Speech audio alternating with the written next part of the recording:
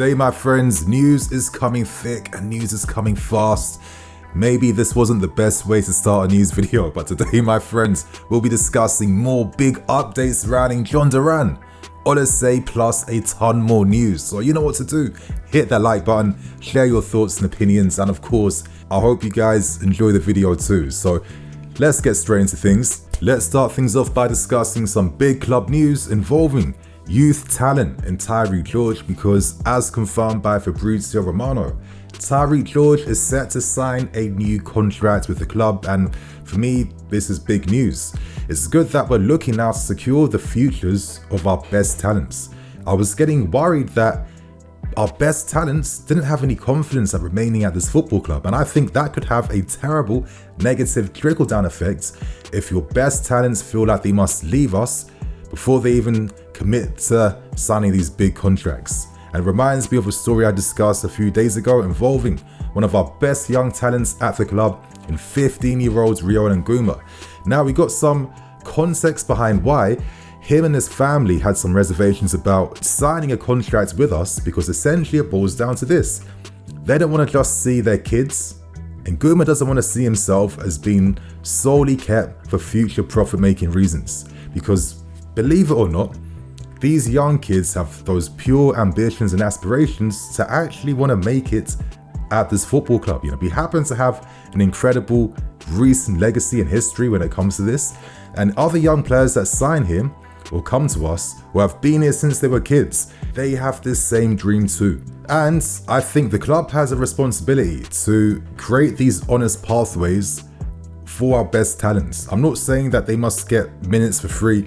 It doesn't work like that here. You must fight and earn your place no matter what level you're at. I don't think that's something that has to be explained yet again, but it's something that this new ownership must communicate more effectively now with parents, with players at the club, because it reminds me of the criticisms that came out from Ian Maatsen's dad targeted towards the club, where he essentially said that it felt like everything's revolved around money and there's more emphasis and priority placed on making money over the development of talents. Personally, I don't think this is context you can ignore, even if we don't like to hear it, because listen, we don't actually know how everything works to like an amazing level behind the scenes, but if dissatisfaction is expressed publicly, you know, from within this inside camp, right, I think this gives us some food for thought behind how people are feeling and what the expectations are behind the scenes. Now, this reminds me of a really big article that came out from The Athletic near the end of last year, as it was just essentially discussing, you know,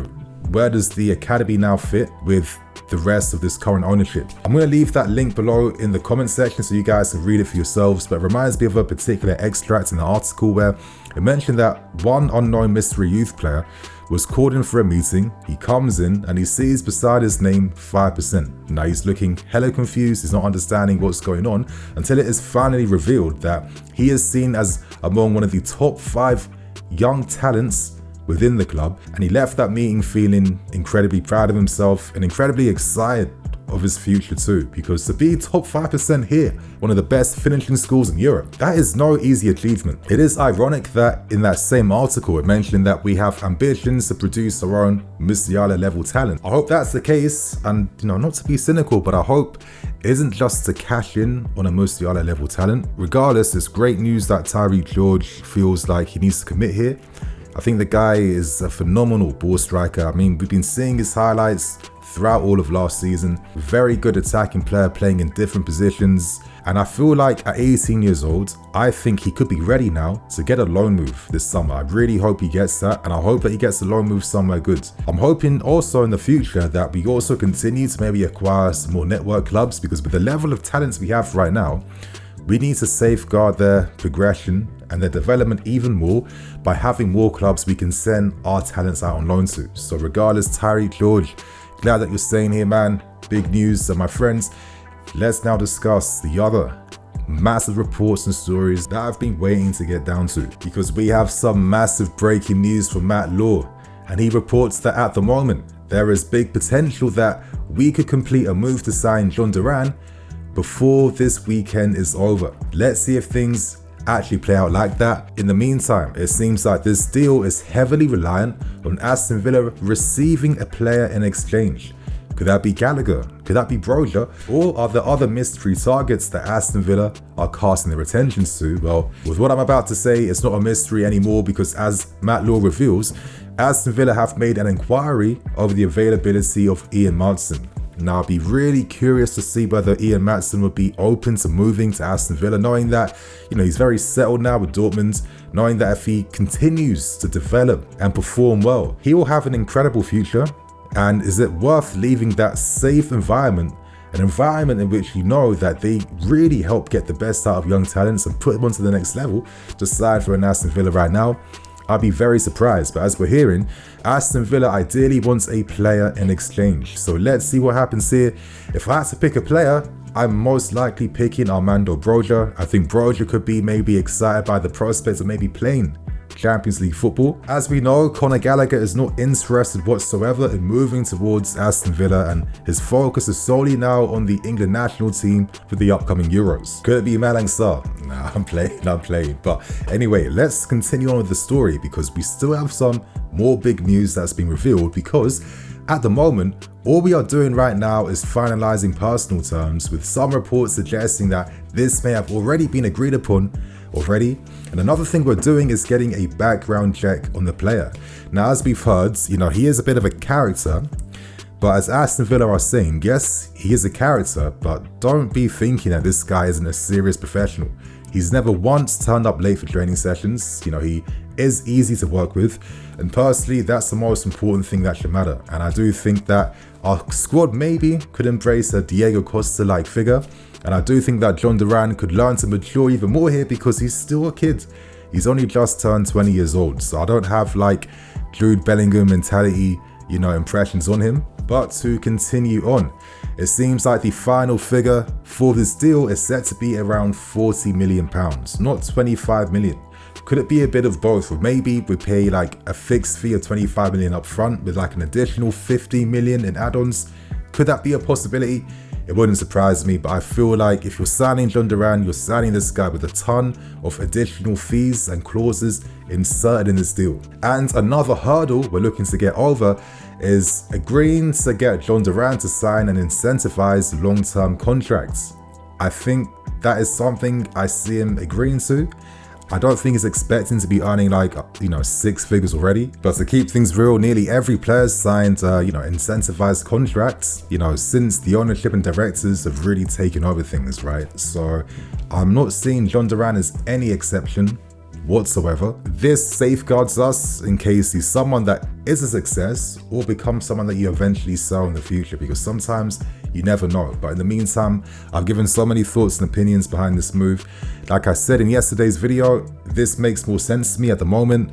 And I feel like in terms of a plan B that offers a different profile, an aerial threat, aerial presence, someone that causes chaos and is a great plan B to turn to, I think this could be a pretty smart move.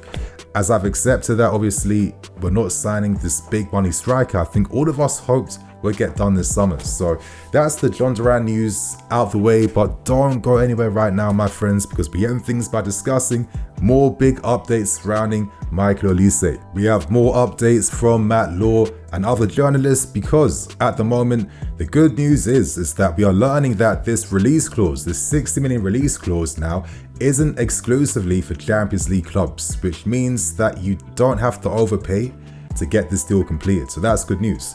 Another thing we're learning is that Crystal Palace preferably would prefer to have a straight cash deal to get this move completed, but they are also open to loan players being involved in exchange in this deal. Could that be Omari Hutchinson? Could that be Chukwuemeka?